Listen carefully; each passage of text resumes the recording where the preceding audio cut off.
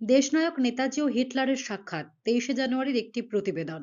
Having spent my whole life in politics, I don't need to give advice.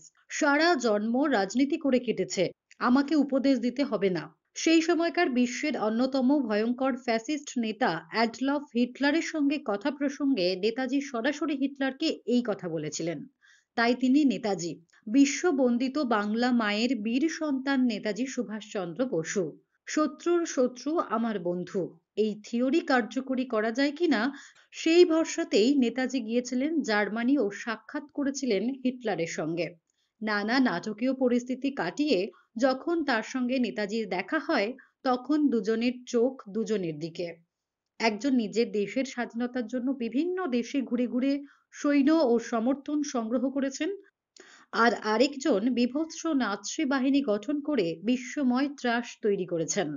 Netaji বসে অপেক্ষা করছেন ঘরে, সঙ্গে দুভাষী বন্ধু অ্যাডাম ভন ট্রড।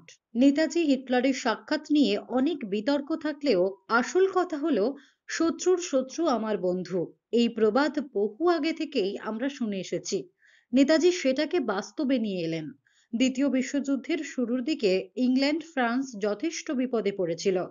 ব্রিটিশ উপনিবেশগুলোতেও স্বাধীনতার দাবি জোরালো হচ্ছিল। এটাই সুযোগ ছিল ব্রিটিশকে কোণঠাসা করার। আর সেই কারণেই নেতাজির মনে হয়েছিল শুধু ঘর থেকে নয়, ঘরের বাইরে থেকেও আক্রমণ শোনানো উচিত। আর তার জন্য যদি জার্মানির সাহায্য লাগে তিনি চেয়েছিলেন। ওই সাক্ষাতে নেতাজি হিটলারকে বলেছিলেন, ভারতের স্বাধীনতা আন্দোলন নিয়ে হিটলার নিজের অবস্থান স্পষ্ট করুক। এই যুদ্ধে ভারতের সমর্থন পেতে হলে ভারতের স্বাধীনতা নিয়েও সাহায্য করতে হবে। ইতালি জাপানও রাজি হয়েছে, এখন বাকি জার্মানি। কিন্তু হিটলার সেই পথে হাঁটলেন না। জার্মানি তখন রাশিয়ার সমরাঙ্গনে।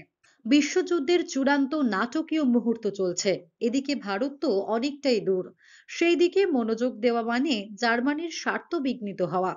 হিটলার নানাভাবে যুক্তির জাল বুনতে লাগলেন। অন্যদিকে সুভাষও সমানে চেষ্টা করে যাচ্ছেন, যদি একটু বোঝার চেষ্টা করেন। কিন্তু হিটলার নাছোড়বান্দা।